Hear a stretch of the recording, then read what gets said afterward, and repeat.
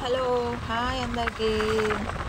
మేమైతే చిన్నుని హాస్పిటల్కి తీసుకెళ్ళి అటు నుండి మా ఇంటికి వెళ్దామని అయితే చిన్నుని హాస్పిటల్కి తీసుకెళ్తున్నాము. చిన్ను అంటే మా పెద్ద పాప మంత్లీ చెకప్ కోసం తీసుకెళ్తున్నామండి. ప్రతి మంత్ చెకప్ చేయాలని ముందు వీడియోలో చెప్పాము కదండి, అలాగే తీసుకెళ్తున్నాము. అక్కడికి తీసుకెళ్ళాక చాలామంది ఉన్నారండి, అందుకోసమని పిల్లలు ఆడుకోవడానికని చాలా బొమ్మలు ఉంటాయి అక్కడ. కారు బొమ్మతో అయితే ఆడుకుంటున్నారండి. చిన్నునైతే కారులో కూర్చోబెట్టాను.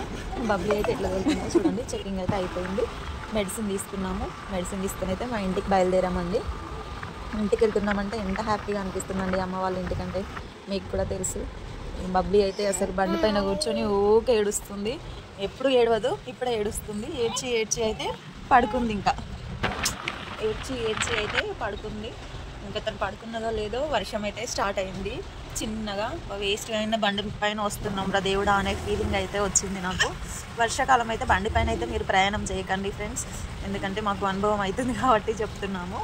ఇంకా మా ఊరు దగ్గరికి అయితే వచ్చేసినాం. ఇదే అండి మా ఊరు. కొంచెం కెమెరా క్లారిటీ కనిపించలేదు, అందుకోసమే కొంచెం గుడ్డిగా కనిపిస్తుంది. మా ఊరు దగ్గరికి అయితే వచ్చేసినాం. ఇక మా సందులోకి అయితే ఎంటర్ అవుతున్నాం. ఈ స్టార్టింగ్ నుంచి లాస్ట్ వరకు మాదే ఉంటుందండి. స్టార్టింగ్ ఇల్లు కూడా మాదే, కానీ మా అక్క పెళ్ళి అప్పుడు అమ్మేసినాం, అందుకోసమని చివరిలో కట్టుకున్నాం అన్నమాట. అక్కడికి వెళ్ళంగానే ఇంకా మా అమ్మ వాళ్ళందరి రియాక్షన్ చూద్దాము ఎలా ఉంటుందో. ఎవరికైనా కూతురు వస్తుందంటే ఎంత హ్యాపీగా ఉంటుందో చెప్పాల్సిన అవసరం లేదు.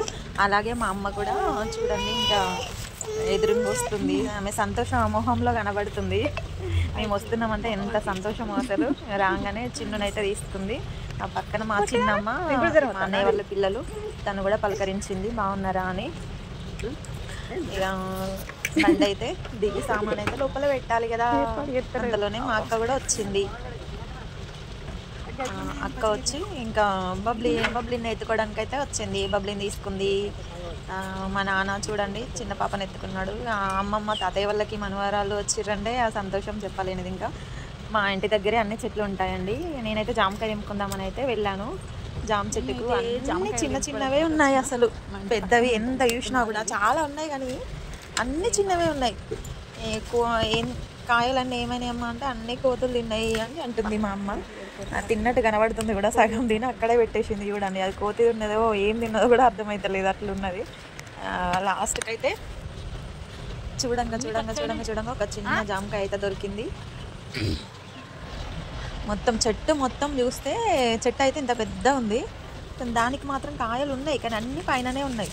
ఒక్కటైతే దొరికింది. ఆ ఒక్కటి తెంపుకున్నా నేను. తెంపుకొని అది మొత్తం తిని చూస్తే అసలు చూడడానికి ఉంది, తింటే మాత్రం అంత బాగాలేదు. మా అమ్మ అయితే పిల్లలకి ఇద్దరికి స్నానం పోసింది, రెడీ చేసింది ఇద్దరిని. నేను ఎంత హ్యాపీగా వెళ్ళానో అంతే బాధతో అయితే తిరిగి వచ్చానండి. చిన్న గొడవ జరిగింది అమ్మ వాళ్ళ ఇంటి దగ్గర. అది ఎందుకయింది, దేని గురించి అయింది అని మాత్రం చెప్పలేను, కానీ గొడవ అయితే జరిగింది. నేను చాలా బాధగా తిరిగి వచ్చాను. ఎంత సంతోషంగా వెళ్ళానో అంత బాధతో వచ్చానైతే అని చెప్పగలను. థ్యాంక్ యూ సో మచ్ చూసినందుకు.